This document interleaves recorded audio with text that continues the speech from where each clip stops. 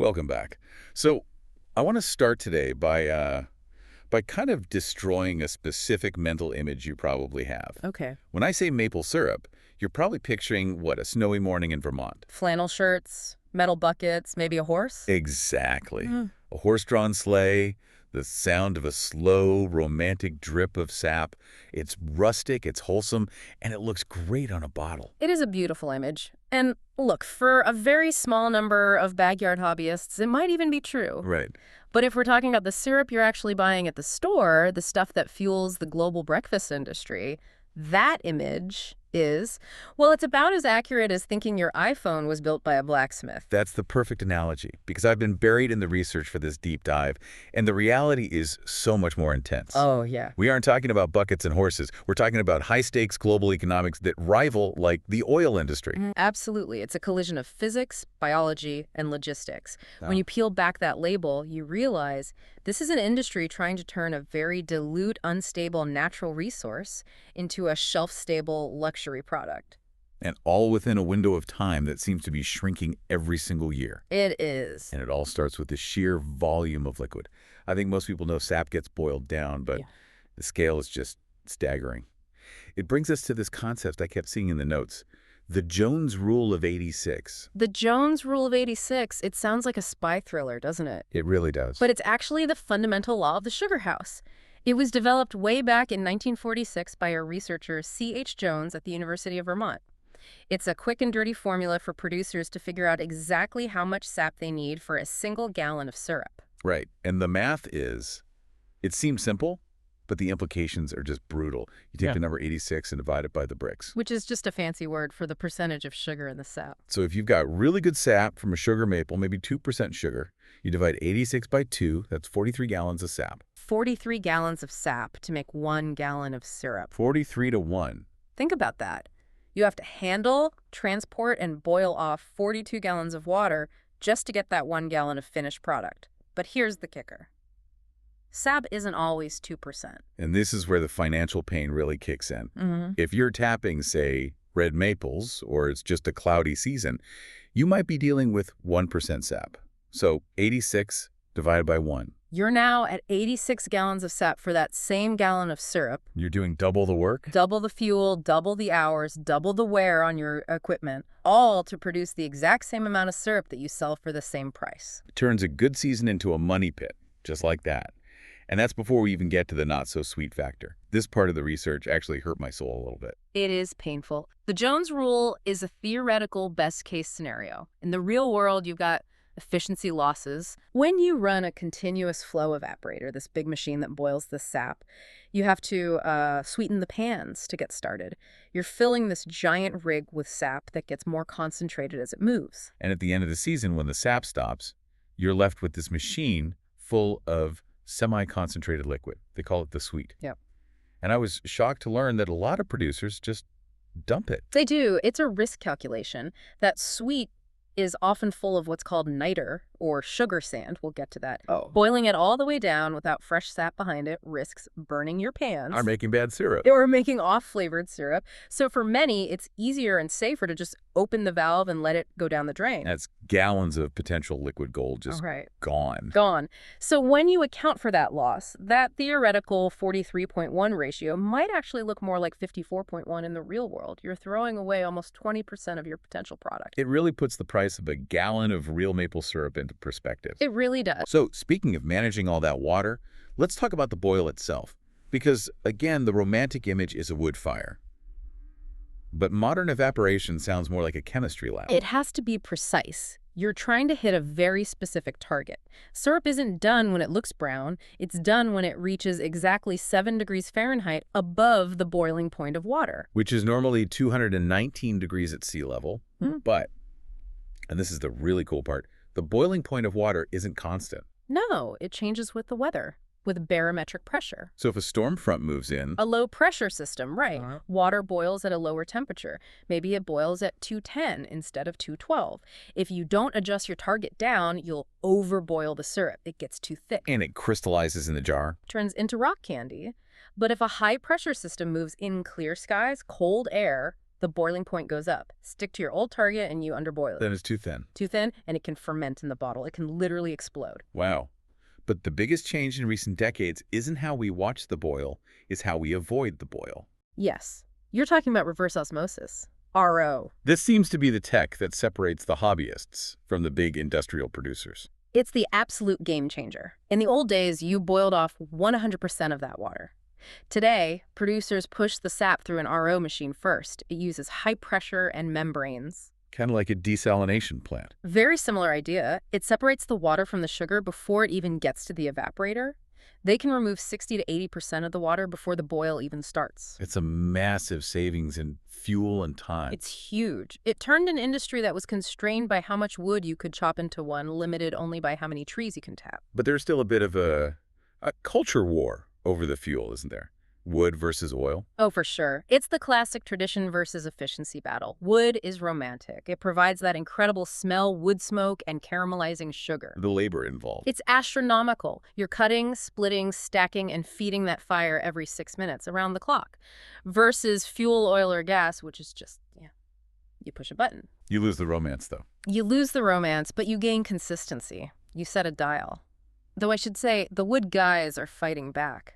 Modern wood evaporators use forced air injection, basically turbocharging the fire, to get efficiencies that rival oil. And no matter what you're burning, you're fighting the enemy inside the pan. Niter. Sugar sand. Yeah, it's minerals, calcium, potassium, that precipitate out of the sap as it concentrates. Looks like gritty sludge. If you don't filter it out, you get cloudy syrup. Right. But the real problem is what it does to the equipment. It coats the bottom of the evaporator pans and acts like insulation. Which is the last thing you want when you're trying to transfer heat. Exactly. If the pan is insulated by that sand, the metal can't shed its heat into the boiling syrup. The steel gets superheated and can actually warp, buckle, or burn right through. It sounds incredibly stressful. It can be. Okay, let's step out of the sugar house and go into the woods. Because the bucket is gone. The horse is gone. Now it looks like a giant circulatory system. Miles and miles of plastic tubing. It's a spider web connecting thousands of trees. And the secret ingredient that makes it all work is vacuum. And this isn't just about not wanting to carry buckets, is it? The vacuum actually changes the biology of the harvest. It does. By applying a vacuum to the tubing, you lower the atmospheric pressure right at the tap hole. This creates a pressure differential that literally pulls more sap out of the tree than gravity ever could. How much more? The rule of thumb is that for every inch of mercury, that's the unit of vacuum, you increase your yield by 5 to 7%. That's massive. So you could double your production from the same tree compared to a bucket. Easily double. And there's a really cool innovation for smaller producers called 316-inch tubing. The natural vacuum tray. Right. Standard tubing is 516 of an inch. But if you use this narrower 316-inch tubing and run it downhill, the weight of the sap falling creates a natural siphon effect. It generates a high vacuum without a pump. Hacking physics, I love it. But even with all this tech, you still have to drill a hole in a living tree.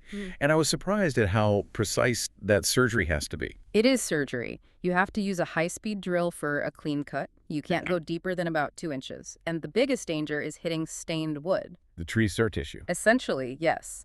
When a tree heals a tap hole from a prior year, it walls off that area. It creates a column of stained, non-conductive wood. It's like a clogged pipe.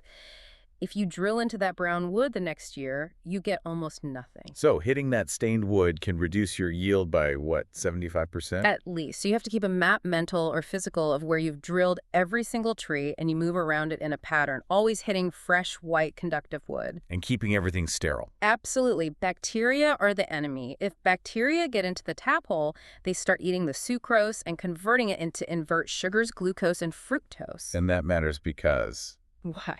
It changes the grade. Invert sugars caramelize much faster. That creates darker syrup. Now, dark syrup is delicious, but if it gets too dark too fast because of bacteria, it can taste off. That's why producers use check valve spouts now to stop sap from flowing back into the tree and keeping the hole cleaner. It's wild that microscopic bacteria in the woods determine the color of your syrup. But the trees themselves aren't all the same either. I saw a study comparing red and sugar maples. This is crucial. Sugar maples average about 1.8% sugar, while red maples were around 1.4%. Which, going back to the Jones rule, means a lot more boiling for the red maple sap. A huge difference in fuel costs. But even within the same species, the tree's social status matters. They looked at dominant trees, the big ones with massive crowns in full sun versus overtopped trees shaded out by neighbors. And the big guys won. Big time. The dominant trees produce way more sap and higher sugar content. Makes sense, right? More sun, more photosynthesis, more sugar. Then there's the timing. We have to talk about the buddy flavor, the signal that the season is over. Yes. The season ends when the tree's chemistry changes. When the buds start to physically swell, the sap composition shifts. It gets that buddy taste. Which I've heard is just awful. It's awful, like mothballs or a sour metallic taste. It is not what you want on pancakes. And different trees wake up at different times. Silvers, then reds, then sugars. So you have to be really careful at the end to pull your taps before that buddy sap ruins an entire batch. A race against the bloom. Okay, let's zoom out to the global market. Because when I was reading about the economics, one phrase kept popping up, the OPEC of syrup. It sounds like a joke, but it's a very real comparison. It refers to the Federation of Quebec Maple Syrup Producers, or QMSP. And Quebec is the giant. The absolute giant. They produce about 70% of the world's supply. And like OPEC, they control that supply to manage the price. They do. They have a quota system. Each producer has a limit on how much they can sell. If they produce a surplus, it gets confiscated and sent to the Global Strategic Maple Syrup Reserve. Which is a real thing. Warehouses in Quebec filled with barrels of syrup. Tens of millions of pounds of it. The purpose is price stability. In a bad harvest year, they release syrup from the reserve to keep prices from spiking. In a good year, they hold it back to keep prices from crashing. But there's a fascinating side effect of that stability. Yeah. It creates a free rider problem for U.S. producers. Exactly. Because Quebec restricts its own supply to keep prices high, producers in Vermont or Wisconsin get to sell their syrup at that same high price, but they don't have a quota. They can make as much as they want. They're drafting off the cartel. They are. The data shows it. From about 2001 to 2023, Quebec's production grew by about 104%. Pretty good. But in that same period, Wisconsin grew by 573%, Vermont by almost 500%. Wow. The U.S. industry is exploding under the price umbrella held up by Quebecois farmers. But despite all that growth, the farmers aren't exactly getting rich. No. If you adjust for inflation, the real price producers get has actually trended downward since 2008. Production has grown faster than demand. Which brings us to the biggest variable of all, the one that makes all this economic planning seem fragile. Climate change. It's shifting everything. And it's not a gentle slide, it's becoming erratic. The data from Ohio State is startling. They're saying February is the new March. The season is starting a whole month earlier. Yes. For 100 years, the tradition was to tap around President's Day. Now, producers who wait that long are missing major runs in January and early February. But that creates the nightmare scenario, right? The false start. That's the producer's biggest fear. You get a thaw in January, you drill 10,000 holes, set up everything, you get 3 good days, and then a polar vortex hits and it's 0 degrees for 3 weeks. Your tap holes dry out. They heal over. By the time the real season starts in March, your taps are useless. You miss the main event because you chase the early money. It turns farming into gambling. And it's not just the start date, it's the end date too. Right. Warmer springs mean the buds pop earlier. You're getting squeezed from both ends. The season starts earlier, it ends earlier, and the weather in between is more volatile. You lose the snowpack that insulates the roots. It's a huge problem. It sounds like the sweet spot for maple production is literally moving north. It is, and it's getting narrower. The window of opportunity, that perfect cycle of freezing nights and thawing days, is becoming less and less predictable. So let's wrap this up. We have this incredible tech RO vacuum, but we're fighting a climate that's actively working against the tree's biology. That is the central tension. We're using technology to compensate for nature's volatility. Vacuum can pull sap when the weather isn't perfect, but technology can only do so much. If the tree doesn't have the sugar to begin with, you can't vacuum it out. It just feels like such a high-stakes game. You spend all year prepping, and then you have maybe 6 weeks, maybe 4, to make your entire year's income based on a weather forecast that might be wrong. It's a mix of meteorology, forestry, chemistry, and just gut instinct. It's not just agriculture, it's crisis management. It really changes how you look at that bottle on the breakfast table. Absolutely. Every drop represents about 50 drops of sap pulled through miles of plastic in the freezing cold, boiled with scientific precision, and filtered, all while navigating a global cartel and a shifting climate. And as that sweet spot continues to move northward, you have to wonder, Will maple syrup stay a pantry staple, or are we looking at a future where liquid gold becomes a true luxury priced like actual gold? That is the question. We might look back at this era of cheap, abundant syrup as the good old days. Something to think about next time you're pouring it on your waffles. Maybe savor it a little more. That stuff fought pretty hard to get to your plate. Thanks for listening to this deep dive. We'll catch you on the next one.